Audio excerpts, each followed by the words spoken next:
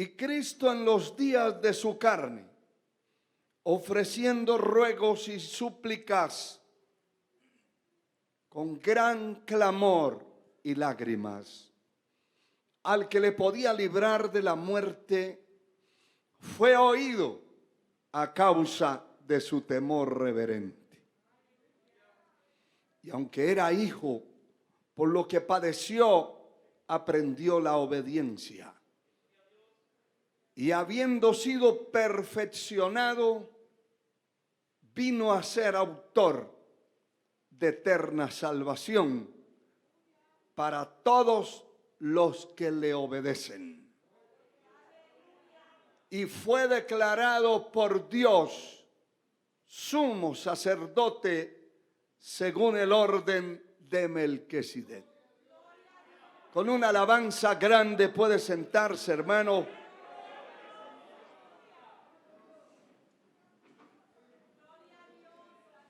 Olvídese de todas las cosas que están afuera, que quedaron en casa, y concentre su vida, sus oídos, su corazón, su alma, a la palabra que vamos a exponer en este día. Y hablaremos entonces del precio del genuino cristianismo. No ha habido en la tierra un cristiano genuino, y mucho menos un líder principal o importante en las manos de Dios, y que esté de parte de la verdad en cualquier parte o en cualquier sitio de la tierra, que no haya tenido que ser atacado a través de la difamación, hombres y mujeres desleales, atacado por la deslealtad, la crueldad, la traición. Le estoy mencionando algunas de las cosas por las cuales mi Señor tuvo que pasar.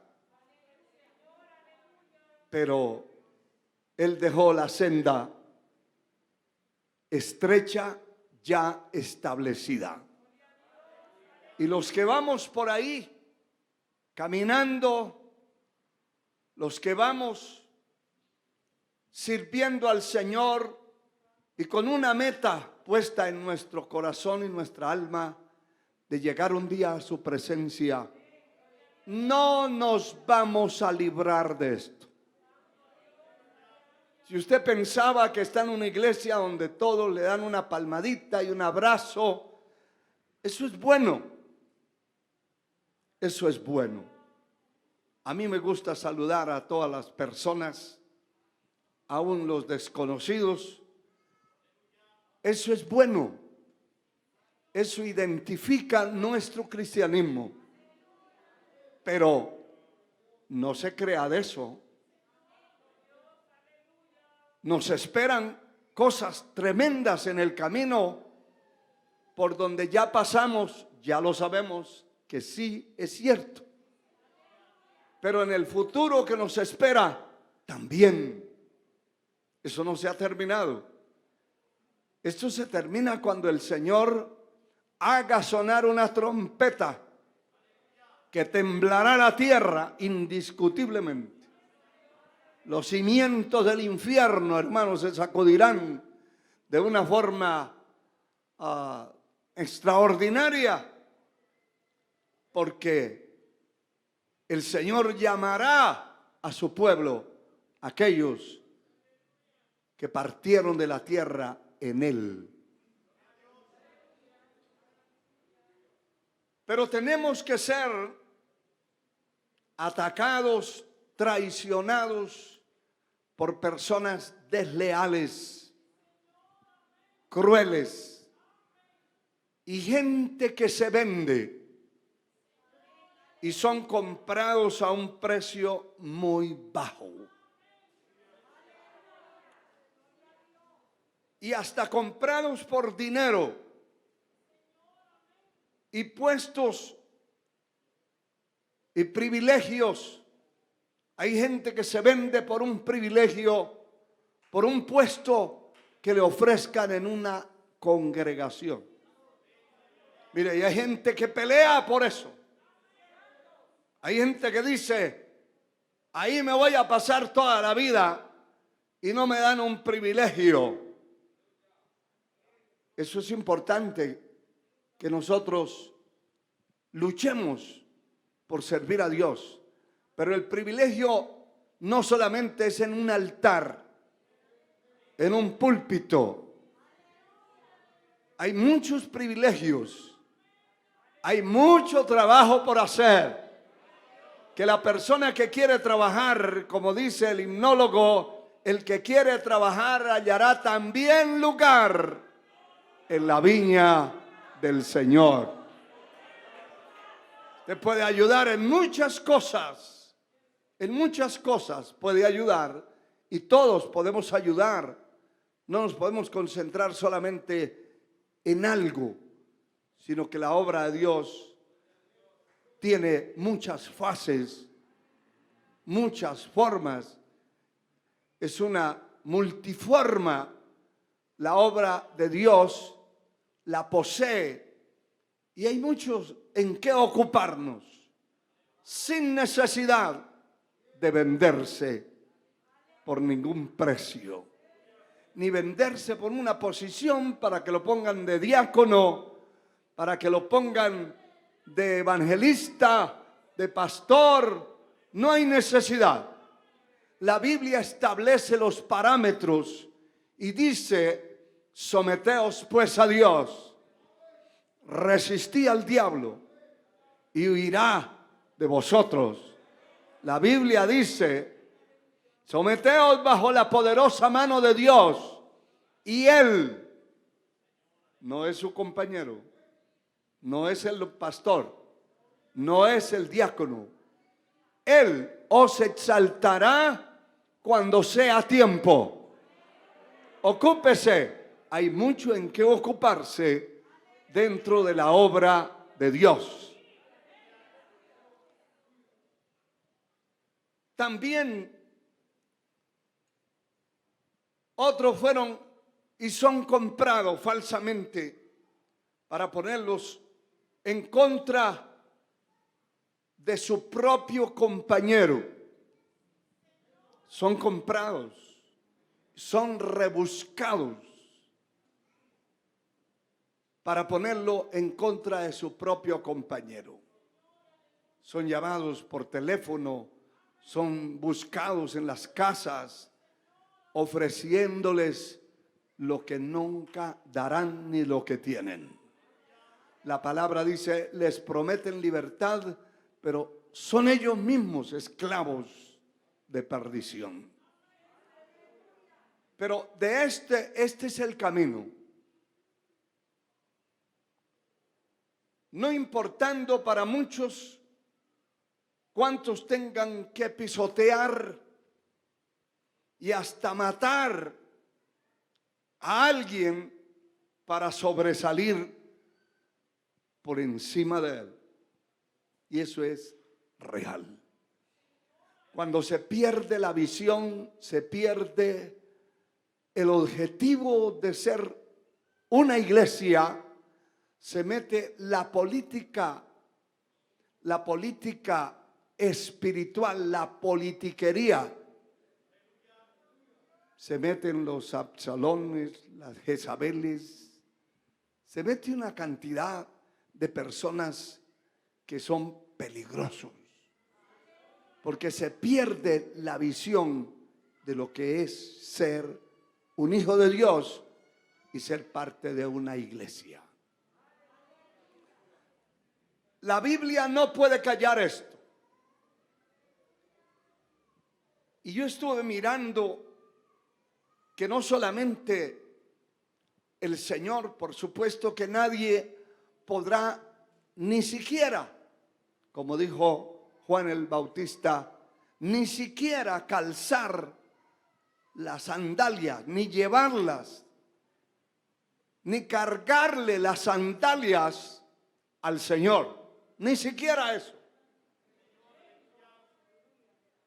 Padeció, sufrió desde su nacimiento. Ya empezó su rechazo, su batalla, su pelea, porque el diablo era el emperador de la muerte, el gobernante total del mundo.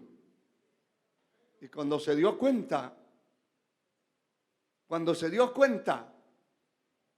que alguien había nacido, de una vez puso en el corazón de uno de los gobernantes para que persiguiera y matara a todos los niños de 2 años hacia atrás, pensando que en esa redada caería la persona de nuestro Señor Jesucristo.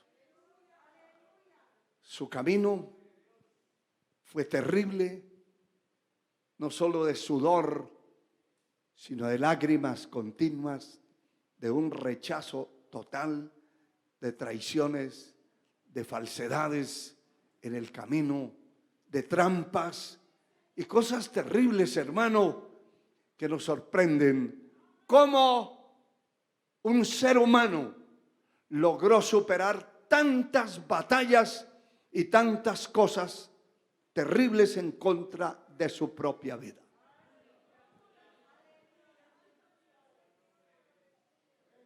Le hago esta introducción tan amplia para que usted entienda que si usted es seguidor de Cristo y servidor de Él, tiene que pasar también por el mismo camino. No en la magnitud, no en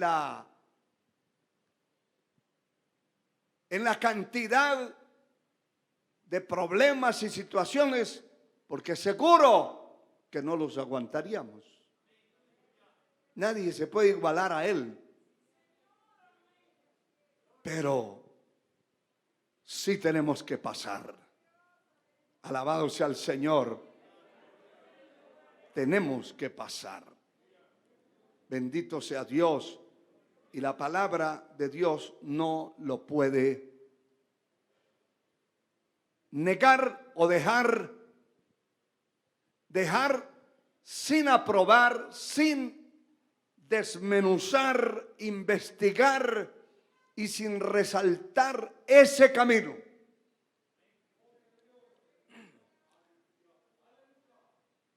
Cuando hablamos del Señor, dice que Cristo en los días de su carne, es decir, cuando Él estuvo en el ministerio como hombre, ofreciendo ruegos y súplicas con gran clamor y lágrimas al que le podía librar de la muerte, fue oído a causa de su temor reverente. Estuvo clamando como hombre, con gran clamor, con grandes lágrimas, con gran agonía, al que lo podía librar de la muerte. Fue oído, pero no hubo respuesta.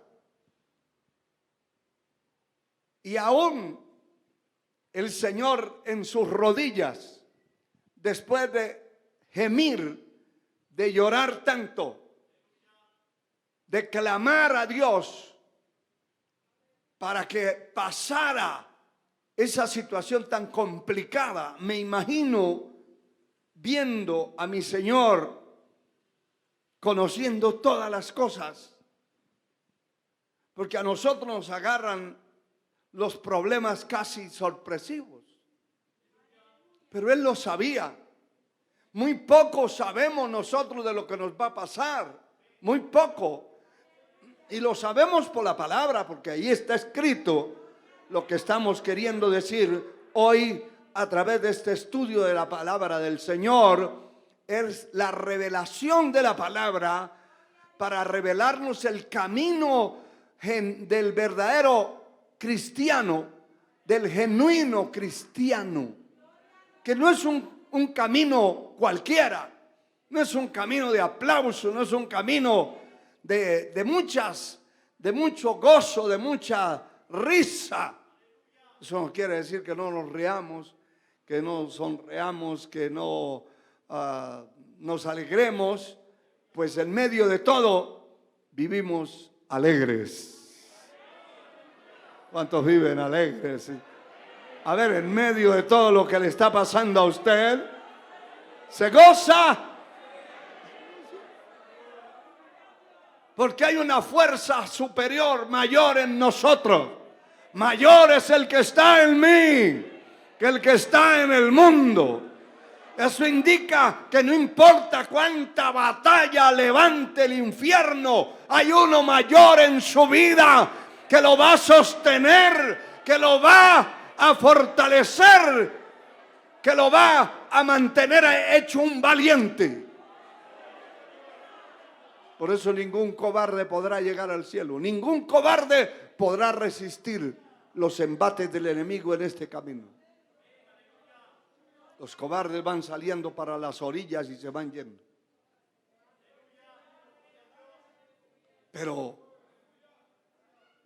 el Señor fue oído y allí mismo tuvo la capacidad de decirle con sus propias palabras: Padre, si es posible, pasa de mí esta copa. Y la copa no era un vaso con líquido, ni de agua, ni de ninguna clase de bebida. Era la copa de los padecimientos, que no podía faltar ni una gota que se cumpliera en él. Si es posible, pasa de mí, pero no se haga lo que yo quiero, sino lo que tú quieres. Es decir, aquí estoy en una aflicción horrible, pero si no hay otra alternativa, y es que no la había. Si no hay otra alternativa, hágase tu voluntad. Ayúdame para pasar esa faena, esa situación tan complicada. Porque hay situaciones hay situaciones más complicadas unas que otras. Y solamente cuando salimos y pasamos de ahí, pasamos por el horno, pasamos por diferentes situaciones complicadas, hermano. Entonces, después que pasamos, nos ponemos a pensar: no entiendo, no sé cómo pasé.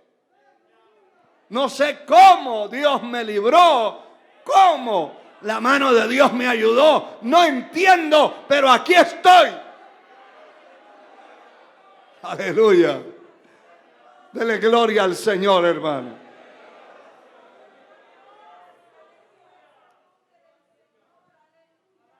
Dice la palabra que aunque era hijo, por lo que padeció, aprendió la obediencia. Y me llama la atención esto que dice el verso 9. Habiendo sido perfeccionado. Qué terrible, hermano.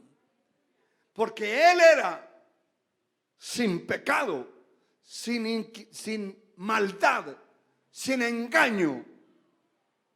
Sin embargo, a través del padecimiento terrible que se vino desde la traición y desde ser vendido y entregado, traicionado y abandonado y quedarse solo. Porque hay dos tipos de soledad.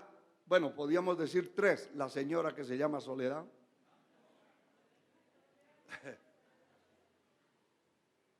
Que Dios ayude a los padres de no ponerle eso a sus hijos.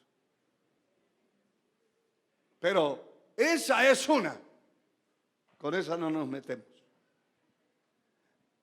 La segunda es la soledad interna, personal, individual, que usted se siente solo y que entra como en un desierto. Y aunque esté rodeado de personas y hasta de amigos y de todo, hay una soledad interna en su vida que tiene que combatir con eso, pelear contra eso.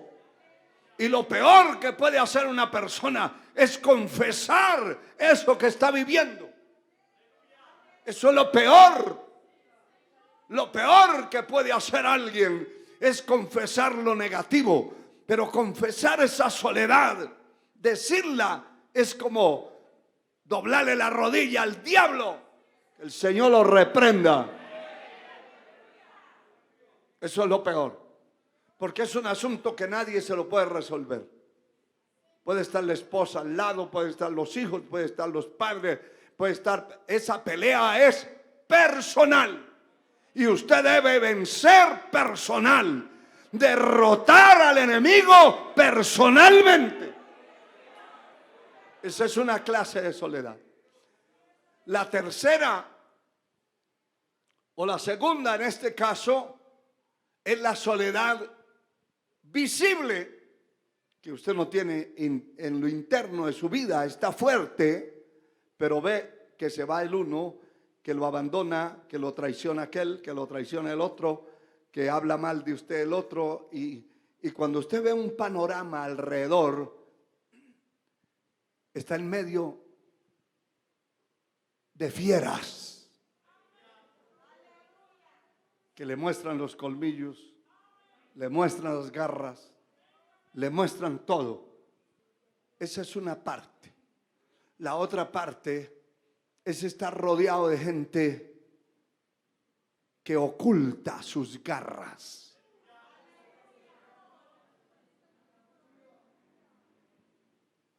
El tipo de persona, como el caso de Judas, ocultó sus garras ante sus compañeros.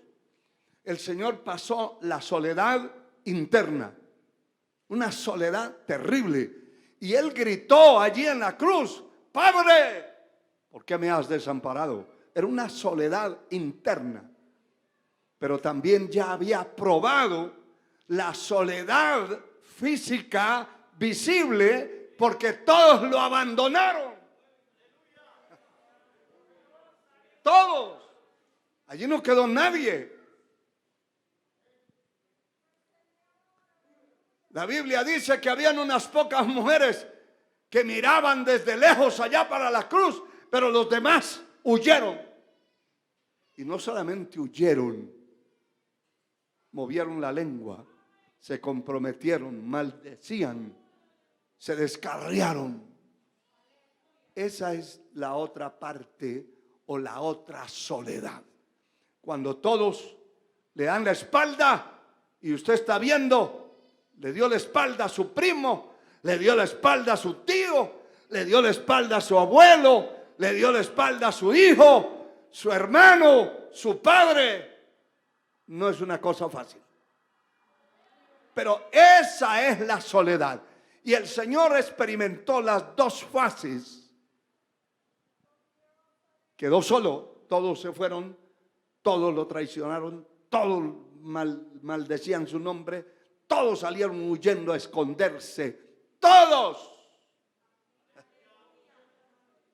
Qué terrible, hermano. Pero esto me llama la atención, esta palabra que le estoy resaltando. Esta palabra, habiendo sido perfeccionado, porque eso va a perfeccionar la vida de una persona, le va a limpiar. Mire, hermano, cuando usted se ve atacado por personas que les dio confianza, que los amó, que compartió con ellos, cada golpe que tiran es un poco de orgullo que se les sale. Se les va la envidia, se le va la hipocresía, se le va la falsedad, porque está siendo atacado de los que nunca pensó que fueran atacados. Y esa es la vida del cristiano. No le estoy diciendo de uno ni de dos. El verdadero y genuino cristiano tiene que pasar por ese camino. Tal vez cuando usted se siente, mire, hay gente y el programa divino en la vida de las personas, de todo ser humano, de todo cristiano, de toda persona que sirve a Dios, tiene un tiempo en la vida de gloria.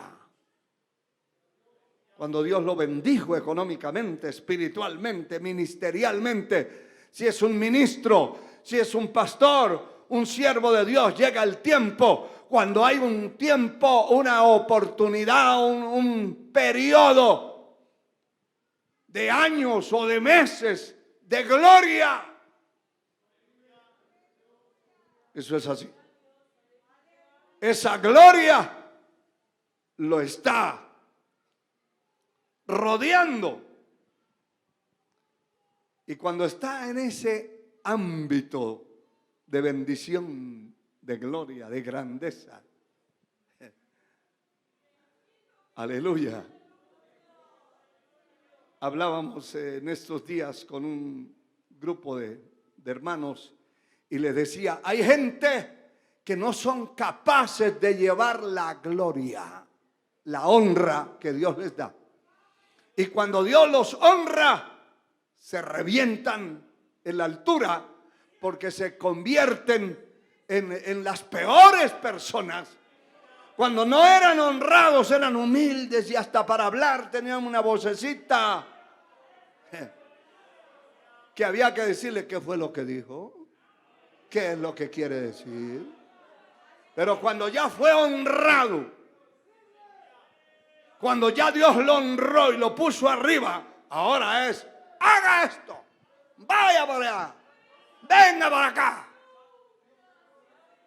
Y se convierten en unos tiranos terribles, porque todo es maldición. Si no me obedece, le va a caer un rayo. Si no hace esto, le va a caer la maldición.